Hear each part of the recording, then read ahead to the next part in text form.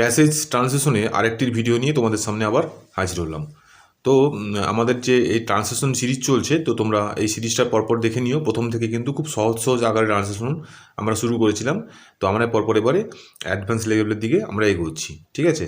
তো যারা দেখোনি প্রথম থেকে, তোমরা অল্প অল্প করে সেই যে ভিডিওগুলো খুব সহজ সহজ আকারে দেওয়া হয়েছিল, তো তোমরা সেগুলো দেখে নিও।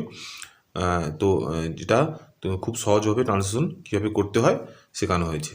আর এই যে প্যাসেজগুলো নাম হচ্ছে, এটা হচ্ছে আমাদের ডিপি ভট্টাচার্যের লেখা treasure trove for English learners, এই বই থেকে কিন্তু নাম হচ্ছে। তো এবং এই ট্রান্সলেশন করার জন্য যে গ্রামার লাগবে, যে গ্রামারটা খুব ইম্পর্ট্যান্ট, সেই গ্রামারের কিন্তু সিরিজ ওয়াইজ আমাদের চ্যানেলে ভিডিও রয়েছে এবং প্রতি নির্দিষ্ট সময় অন্তর আমাদের ভিডিও আসছে। তো তোমরা দেখে নিও যাতে গ্রামারটা বেসিক থেকে একদম তোমরা ইমপ্রুভ করতে পারো, ঠিক আছে? তো চলো আজকে শুরু করি।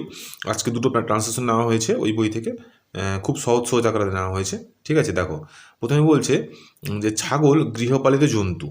আচ্ছা, ছাগল নানা রঙের আছে, এরা কষ্ট সহ্য করতে পারে। ছাগল দলবদ্ধ হয়ে থাকতে ভালোবাসে না। তৃণ ও শস্যপূর্ণ মাঠে এরা মনের সুখে চরে বেড়ায়। ঘাস, গাছের পাতা প্রভৃতি খেয়ে এরা বেঁচে থাকে। ছাগলের দুধ সুমিষ্ট ও পুষ্টিকর। দেখতে পেলে এটা একটু অ্যাডভান্স লেভেলের রয়েছে। তো চলো কি করে সহজ করে এটা করা যেতে পারে দেখো। তাহলে বলছে কি, ছাগল গৃহপালিত জন্তু। তাহলে দেখো, ছাগল ইংরেজি সবাই জানি আমরা, তাহলে গোট, ঠিক আছে? দ্য গোট, যেহেতু ছাগলকে নির্দিষ্ট করে বোঝানো হয়ে গেছে, তাহলে আমরা লিখেছি তাহলে the goat is a domestic animal. তাহলে ডোমেস্টিক মানে হচ্ছে গৃহপালিত, ঠিক আছে? অ্যানিম্যাল মানে জন্তু, তোমরা সবাই জানো নিশ্চয়ই। তাহলে ডোমেস্টিক হচ্ছে গৃহপালিত, নতুন শব্দ পেলাম। তাহলে the goat is a domestic animal, ছাগল হলো গৃহপালিত জন্তু। এরপর দেখো, ছাগল নানা রঙের আছে। আচ্ছা, তাহলে নানা রঙের আছে, যেহেতু আমাদের সাবজেক্ট ঠিক মতন খুঁজে পাওয়া যাচ্ছে না, তাহলে আমরা দেয়ার দিয়ে শুরু করেছি। ইন্ট্রোডাক্টরি দেয়ার বলা হয় একে। তাহলে দেয়ার আর গোটস অফ ডিফারেন্ট কালার্স। তাহলে ডিফারেন্ট মানে হচ্ছে আলাদা আলাদা, ঠিক আছে? গোটস মানে ছাগল, হ্যাঁ। তাহলে দেয়ার আর গোটস অফ ডিফারেন্ট কালার্স, তাহলে অনেক রকমের নানা ধরনের নানা রঙের কিন্তু ছাগল রয়েছে। দেখো তারপরে কি আছে, এরা কষ্ট সহ্য করতে পারে, তাই তো? তাহলে দেখো, দে ক্যান এন্ডিউর হার্ডশিপ। তাহলে এন্ডিউর মানে হচ্ছে সহ্য করতে পারা, ঠিক আছে? হার্ডশিপ মানে হচ্ছে কষ্ট। তাহলে কি হলো, এরা কষ্ট সহ্য করতে পারে। তাহলে দে ক্যান, তাহলে তারা পারে কি না সহ্য করতে, এন্ডিওর মানে সহ্য করতে, আর হার্ডশিপ মানে হচ্ছে কষ্ট। তাহলে দে ক্যান এন্ডিওর হার্ডশিপ, ঠিক আছে? তারপরে দেখো, ছাগল দলবদ্ধ হয়ে থাকতে ভালোবাসে না। তাহলে ছাগল ভালোবাসে না, ঠিক আছে? তাহলে গোটস, এখানে গোটস করা হয়েছে, তাহলে গোটস মানে ছাগলেরা। তাহলে ডু নট লাইক, যেহেতু এখানে নেগেটিভ সেন্টেন্স করা হয়েছে, তার কারণে এখানে ডু লাগানো হয়েছে এবং তারপরে নট বসানো হয়েছে। তাহলে goats do not like to live in herds. তাহলে হার্টস মানে হচ্ছে দলবদ্ধ থাকা, হ্যাঁ। তাহলে লিভ মানে বাস করা। তাহলে ছাগল ভালোবাসে না বাস করতে দলবদ্ধ হবে। তাহলে এইভাবে বুঝতে পারলে এইভাবে ট্রান্সলেশন করা হচ্ছে, ঠিক আছে? তারপরে দেখো, যে তৃণ ও শস্যপূর্ণ মাঠে এরা মনের সুখে চড়ে বেড়ায়। তাহলে দেখো, তাহলে এরা চড়ে বেড়ায়। দেখো দে গ্রেজ, GRAZE, জেড এটা, ঠিক আছে? তাহলে দে গ্রেজ, গ্রেজ মানে হচ্ছে চড়ে বেড়ানো, হ্যাঁ। গরু কিংবা ছাগল যে মাঠে চড়ে সেটাকে বলা হয় গ্রেজ। তাহলে they graze to their hearts content in the fields full of grass and corn, ঠিক আছে? তাহলে হার্টস কন্টেন্ট মানে হচ্ছে মনের সুখে, ঠিক আছে? তাহলে মনের সুখে, দেখতে পাচ্ছ মনের সুখে হচ্ছে হার্টস কন্টেন্ট, ঠিক আছে? কোথায় না ইন দ্য ফিল্ডস, ফিল্ডস মানে কি মাঠ, হ্যাঁ। কোথায় মাঠে না ফুল অফ গ্রাস অ্যান্ড কর্ন। আচ্ছা, গ্রাস মানে হচ্ছে ঘাস এবং কর্ন মানে হচ্ছে শস্য। তাহলে ঘাস এটা ফুল মানে পূর্ণ, তাহলে ঘাস এবং শস্যপূর্ণ মাঠে তারা ছাগলেরা মনের সুখে, এই যে হার্টস কন্টেন্ট মানে মনের সুখে চড়ে বেড়ায়। চড়ে বেড়ায় ইংরেজি হচ্ছে গ্রেজ, GRAZT, ঠিক আছে? বুঝতে পারলে? আচ্ছা, ঘাস, গাছের পাতা প্রভৃতি খেয়ে এরা বেঁচে থাকে। তাহলে বেঁচে থাকে, তাহলে কি হলো, তাহলে দে লিভ অন মানে হচ্ছে বেঁচে থাকা, ঠিক আছে? তাহলে they live on grass, leaves of trees and other things. তাহলে কি হলো, দে লিভ অন গ্রাস, তাহলে ঘাস, লিভস অফ ট্রি মানে হচ্ছে ট্রি মানে গাছ, লিভস মানে পাতা, তাহলে গাছের পাতা, অ্যান্ড আদার থিংস এবং অন্যান্য জিনিস। তাহলে তারা ঘাস, গাছের পাতা এবং অন্যান্য জিনিসকে বেঁচে থাকে। লিভ অন মানে হচ্ছে বেঁচে থাকা। তাহলে দেখো, ছাগলের দুধ সুমিষ্ট ও পুষ্টিকর, ঠিক আছে?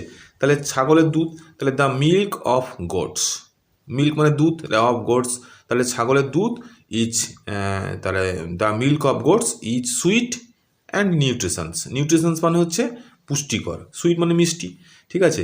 তার আশা করি বুঝতে পারলে সাবজেক্ট হচ্ছে দ্য মিল্ক অফ গোডস, ঠিক আছে। আর মিল্কটা যেহেতু সিঙ্গুলার ফর্মে রয়েছে তার কারণে এখানে সিঙ্গুলার ভার্ব বসছে, সিঙ্গুলার ভার্বটা হচ্ছে ইজ, ঠিক আছে। The milk of goats is sweet and nutritious, ঠিক আছে। আশা করি তোমরা এই যে ট্রান্সলেশনটা তোমরা খুব ভালো করে বুঝতে পারলে।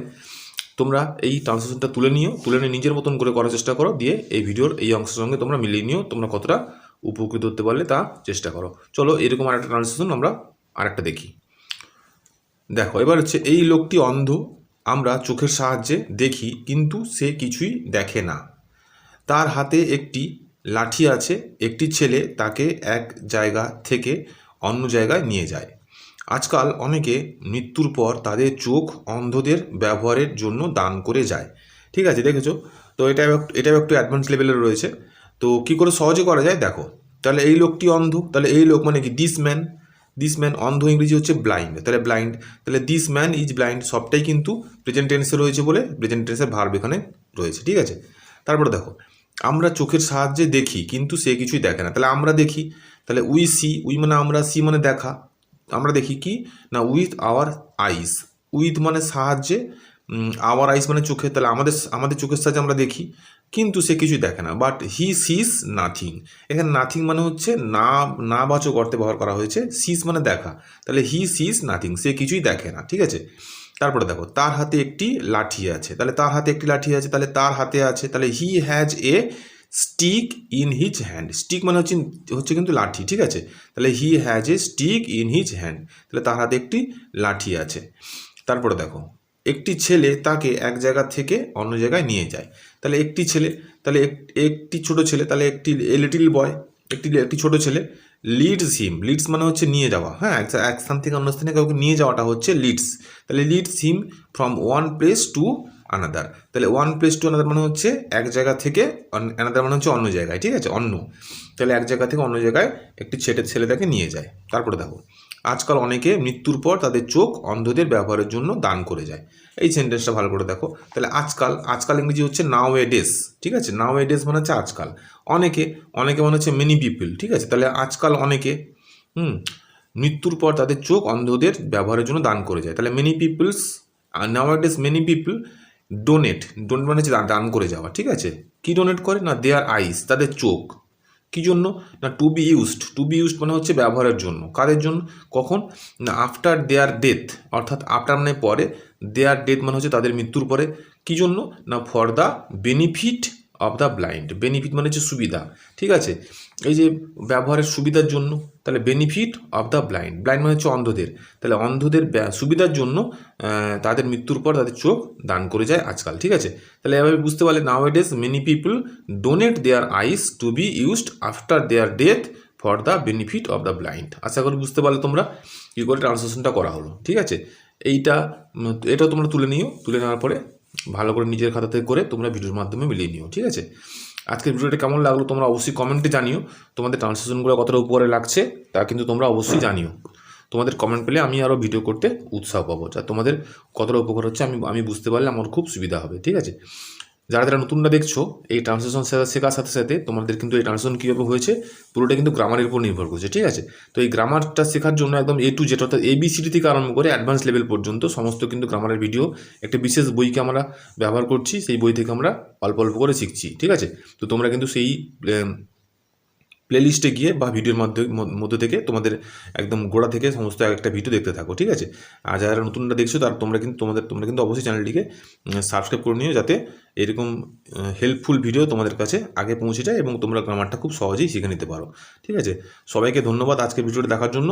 পরবর্তী ভিডিও নিয়ে খুব শীঘ্রই তোমাদের সঙ্গে আবার আরেকটি ক্লাসে দেখা হচ্ছে। টাটা।